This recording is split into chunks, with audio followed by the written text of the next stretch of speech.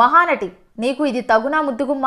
Tollywood ముద్దుగుమ్మ Keerthy Suresh December 12న అతి కొద్ది మంది సమక్షంలో తన 15 ఏళ్ల ప్రేమికుడు ఆంటోనీను వివాహం చేసుకొని లవ్ స్టోరీని హ్యాపీ ఎండ్కు తీసుకెళ్లిన విషయం తెలిసిందే.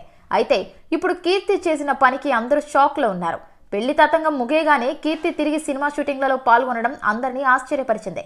బాలీవుడ్ యంగ్ హీరో వరుణ్ ధావన్తో కలిసి నటించిన బేబీ జాన్ సినిమా షూటింగ్ ఇప్పటికే పూర్తి చేసిన కీర్తి ఇప్పుడు ముంబైలో ప్రమోషన్స్ కి హాజరైంది.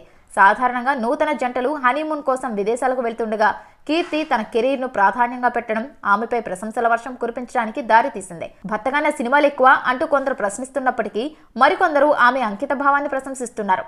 కీర్తి సురేష్ పెళ్లి తర్వాత కూడా ఇండస్ట్రీలో తన స్థానాన్ని నిలబెట్టుకుంటూ కెరీర్ పై ఫోకస్ చేయడం నెటిజన్లలో హాట్ టాపిక్ గా మారింది.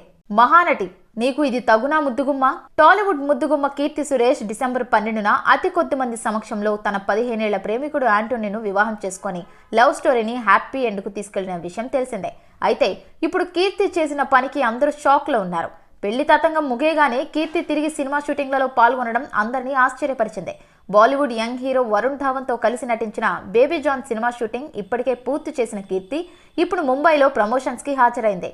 సాధారణంగా నూతన జంటలు హనీమూన్ కోసం విదేశాలకు వెళ్తుండగా కీర్తి తన కెరీర్ ను ప్రాధాన్యంగా పెట్టడం ఆమెపై ప్రశంసల వర్షం కురిపించడానికి దారితీసింది. భర్తగానే సినిమాలు ఎక్కువ అంటూ కొందరు ప్రశ్నిస్తున్నప్పటికీ మరికొందరు ఆమె అంకిత భావాన్ని ప్రశంసిస్తున్నారు.